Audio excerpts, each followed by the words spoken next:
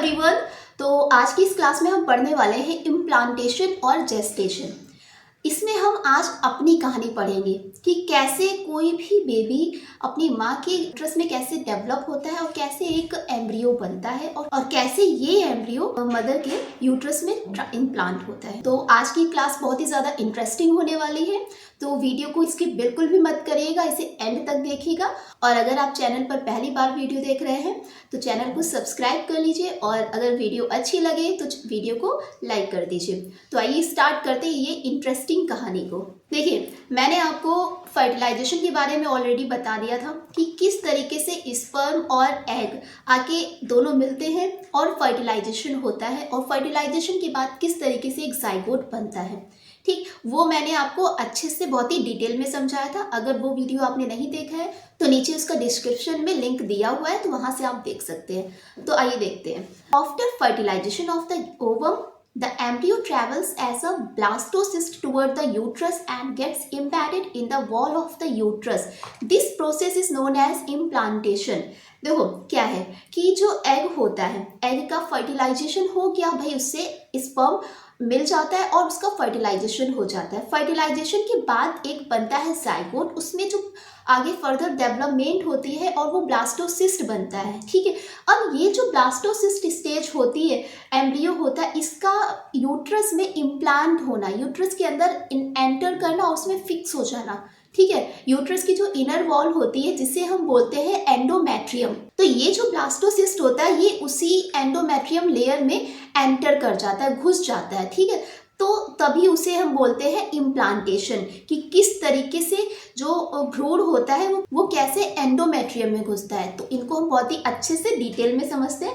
तो ये डायग्राम है, इससे समझते हैं। देखिए, ये है जाइगोट। ठीक है, अब इस जाइगोट में माइटोसिस डिवीजन हुआ। माइटोसिस डिवीजन जब होगा तब क्या होगा, इसमें क्लीवेज होगा। ठीक है, ये जो जाइगोट होता है 2 सेल में डिवाइड हो जाएगा, मतलब इसमें जब क्लीवेज होगा। ठीक है, तो क्लीवेज जो है ये एक्चुअल में एक टाइप ऑफ माइटोसिस है। ठीक है, जिसमें क्या होता है कि सेल का साइज जो होता है वो छोटा हो जाता है। भाई जो जाइगोट है वो सिंगल सेल स्टेज है, जबकि जो क्लीवेज है वो 2 सेल स्टेज है क्लीवेज। ठीक, तो उसमें क्या होता है भाई, एक ही सेल 2 में डिवाइड हो रही है तो सेल का साइज छोटा हो जाएगा। ठीक, देन इसके बाद बनता है 4 सेल स्टेज जिसको हम बोलते हैं ब्लास्टोमियर। ठीक है, ये हमारी क्या है, 4 सेल स्टेज है, ये ब्लास्टोमियर है। और इसके बाद इसमें डिवीजन होता है। अब ये जो ब्लास्टोमियर स्टेज है ये कैसी है, ये 4 सेल स्टेज है। ये आपसे क्वेश्चन एग्जाम में पूछा जाता है, तो इसे अब ध्यान रखना। इसके बाद डिवीजन होता है। अब ये सेल अपने आप में खूब डिवाइड करना शुरू कर देती। अब ये स्टेज बन जाती 8 to 16 स्टेज। ठीक है, ये क्या हो जाएगा, 8 to 16 सेल्ड स्टेज, और यही आप क्या कहलाती है, मरूला। ठीक है, ये स्टेज क्या कहलाएगी, ये मरूला कहलाएगी। अब देखो, फर्टिलाइजेशन कहाँ पे हुआ, फर्टिलाइजेशन हुआ हमारे यूट्रस के एम्पुलरी रीजन पे। एम्पुलरी रीजन पे फर्टिलाइजेशन हुआ। ये क्या है, हमारा एम्पुलरी रीजन है। ठीक है, यहीं पे ही फर्टिलाइजेशन हुआ था। अब ये जैसे जैसे इस जाइगोट की स्टेज बढ़ती है, सेल स्टेज बढ़ती है। ठीक है, जैसे जाइगोट बना 2 सेल स्टेज का हुआ, फिर 4 सेल का स्टेज हुआ, फिर मरूला बना। अब ये जो मरूला बना यानी कि 8 to 16 सेल स्टेज, ठीक है, या फिर इससे भी ज़्यादा हो सकती है। तो ये क्या करता है, ये धीरे धीरे इस एम्पुलरी रीजन से ये इस्थीमस की तरफ बढ़ने लगता है। कहाँ, ये इस्थीमस की तरफ बढ़ने लगता है। ठीक है, अब इस्थमस की तरफ बढ़ेगा, फिर धीरे धीरे ये आ जाता है यूट्रस में। ठीक है, और ये यूट्रस में कब पहुंचेगा, ये यूट्रस में पहुंचता है 4th डे पे। मतलब कि जब फर्टिलाइजेशन हुआ जिस दिन, उस दिन से 4th डे पे ये पहुंचेगा यूट्रस में। अब क्या होता है, देखो, जो यूट्रस में पहुंचा। ठीक, अब यूट्रस की जो इनर वॉल होती है जिसको हम क्या कहते हैं, एंडोमेट्रियम। ठीक है, आपको मैंने बहुत ही अच्छे से समझाया था कि एंडोमेट्रियम का काम क्या होता है। ये क्या है, यूट्रस की इनर वॉल है। अब ये क्या करती है, कुछ सेक्रीशन करती है। ठीक है, ये क्या करती है, ग्लाइकोजन का सेक्रीशन करेगी। किसका, ये ग्लाइकोजन का सेक्रीशन करती है। अब ये ग्लाइकोजन का काम क्या होता है, देखो, ये जो ग्लाइकोजन है, ये जो मरूला है इसको न्यूट्रिशन प्रोवाइड कराता है। ये जो मरूला है इसको ये न्यूट्रिशन प्रोवाइड कराएगा। ठीक है, इसे न्यूट्रिशन दिया। अब इसके लिए ये क्या करता है, जो मरूला होता है इसमें ये घुसने की कोशिश करता है और ये घुस जाता है, ठीक है। अब ये जब घुस जाता है मरूला में ग्लाइकोजन, तब क्या होगा, तब देखो अब ये किनारे किनारे एडजस्ट हो जाती है और इसमें एक नॉब लाइक स्ट्रक्चर बन जाता है। इसको हम बोलते हैं इनर सेल मॉस, ठीक है। क्या बोलेंगे, इनर सेल मास बोलते हैं, ठीक है। जबकि इसके अंदर की जो ये कैविटी होती है इसको हम बोलते हैं ब्लास्टोसिस्ट, ठीक है। इसे ही हम क्या बोलेंगे, ब्लास्टोसील कैविटी, ठीक है। क्या बोलेंगे, ब्लास्टोसील कैविटी, ठीक है। देखिए मैं आपको यहाँ पे डायग्राम में ही ओवरऑल सारी चीज़ें अभी अच्छे से समझा दे रही हूँ, जिससे कि आपको एक ओवरव्यू मिल जाए। इसके बाद हम थ्योरी में भी आगे हम डिटेल में समझेंगे कि जिससे अगर एग्जाम में आपसे ये क्वेश्चन पूछा जाता है तो आप इजीली बहुत ही अच्छे से लिख सकते हैं। तो अगर वीडियो इंटरेस्टिंग लग रही है तो वीडियो को लाइक ज़रूर कर दीजिए। अब इसी स्टेज में क्या होता है, ये जो मरूला होता है ये यूट्रस की जो इनर वॉल होती है जिसे हम बोलते हैं एंडोमेट्रियम, ठीक है। इस एंडोमेट्रियम में ये घुस जाता है, ठीक है, जिसे ही हम बोलते हैं इम्प्लांटेशन। और ये कब होगा, ये होगा आपके 7th डे पे, ठीक है। ये कब होगा, ये 7th डे पे होता है और इसे ही हम बोलते हैं इम्प्लांटेशन। देखो अब जब ये इसमें एंटर करता है इसमें कुछ चेंजेस आते हैं, ठीक है। जो एंडोमेट्रियम वॉल होती है इसमें एक छेद हो जाता है, जिस छेद के कारण क्या होता है, जो मरूला होता है ये उसमें एंटर कर जाता है और अपने आप को एंडोमेट्रियम में सेव कर लेता है। अब ये एंडोमेट्रियम 3 महीने तक वहीं पे रहेगी, ठीक है, मतलब ये डिजेनरेट नहीं होगी। और ये एंडोमेट्रियम जो ग्लाइकोजन सेक्रेशन करती है, ठीक है, उससे इसको एम्ब्रियो को न्यूट्रिशन मिलता रहता है। क्योंकि होता क्या है, 3 महीने तक जो प्लेसेंटा होता है ये डेवलप नहीं होता है, क्योंकि भाई जो प्लेसेंटा होता है तो इसी के द्वारा ही जो बेबी होता है उसको अपनी माँ से न्यूट्रिशन मिलता है, ठीक है। और ये जो प्लेसेंटा है ये 3 महीने के बाद ही डेवलप होता है। आई थिंक ये अच्छे से आपको समझ में आ गया होगा।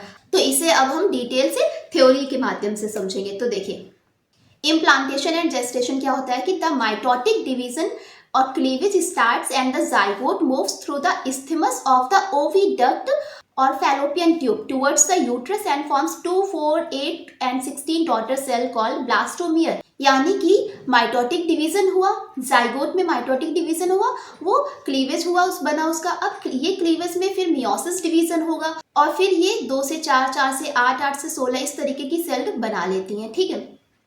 और इसे हम बोलते हैं ब्लास्टोमियर, ठीक है। इसे ही हम क्या कहेंगे, blastomere.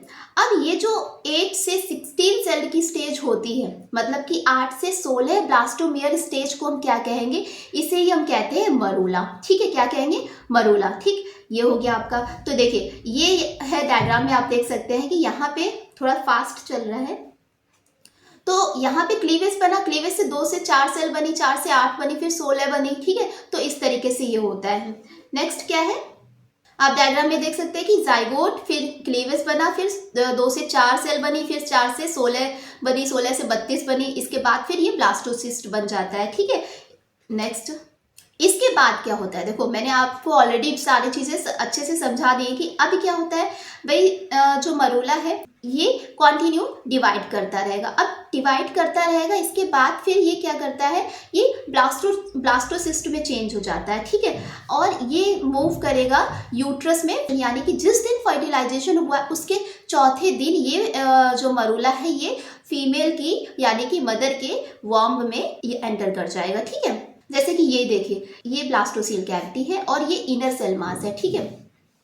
The blastomere in the blastocyst which is an outer layer called trophoblast, यानी कि जो बाहर की लेयर होती है, ठीक है, ये जो है ये आपकी कहलाएगी ट्रोफोब्लास्ट, ठीक है।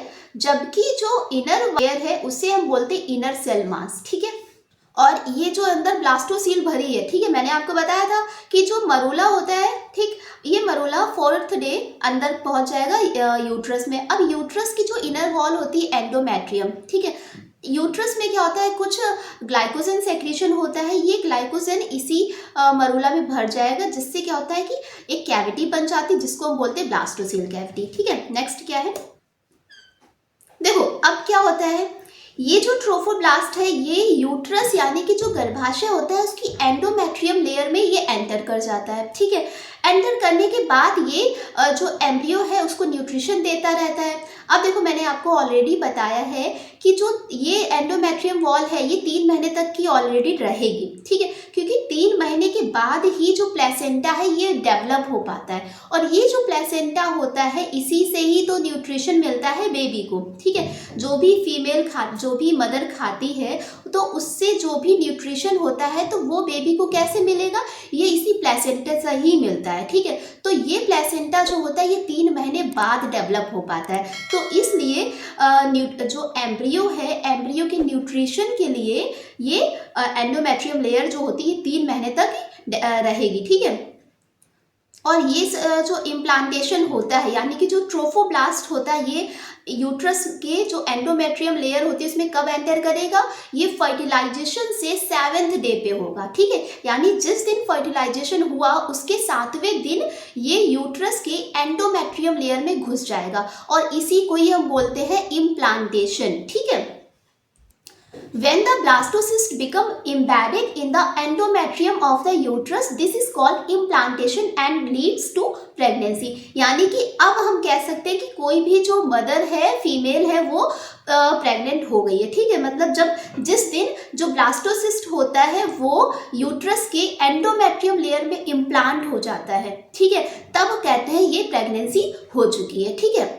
और दूसरी चीज़ कि जब ये इम्प्लांटेशन होता है, इम्प्लांटेशन के बाद जो एंडोमेट्रियम लेयर होती है ये एक सेक्रीशन करती है जिसे बोलते हैं हम HCG, ठीक है, CG। और ये HCG जो होता है इसका काम क्या है, ये सेक्रीशन जब इम्प्लांटेशन होता है तभी से ही होगा, इससे पहले नहीं होता है। ये काम क्या करता है, जब कोई फीमेल प्रेग्नेंट होती है, क्योंकि जब फीमेल में इम्प्लांटेशन हो जाता है तो उसकी यूरिन में ये HCG आ जाता है, जिसके कारण जो भी प्रेगनेंसी किट होती हैं तो उनके माध्यम से प्रेगनेंसी टेस्ट किया जा सकता है घर पे, ठीक है। आई होप अच्छे से आपको समझ में आ गया होगा। तो इस तरीके से इम्प्लांटेशन होता है। आगे नेक्स्ट वीडियो में हम जेस्टेशन पढ़ेंगे कि किस तरीके से जेस्टेशन होता है, ठीक है, कि जो भी गर्भावस्था में जो 9 मंथ का ड्यूरेशन होता है कि किस तरीके से वो सारा होता है, और कैसे एक एम्ब्रियो फर्स्ट मंथ से लेके 9 मंथ तक की डेवलप होता है। तो ओवरऑल हम इसे भी हम बहुत ही अच्छे से डिटेल में समझेंगे। तो अगर वीडियो आपको अच्छी लगी है तो प्लीज़ वीडियो को लाइक कर दीजिए और चैनल को सब्सक्राइब कर लीजिए। इसके अलावा अगर आपका कोई भी क्वेश्चन है, कोई भी क्वेरी है तो नीचे कमेंट बॉक्स में ज़रूर मेंशन करें। तो पढ़ते रहिए, मस्त रहिए। Thanks for watching.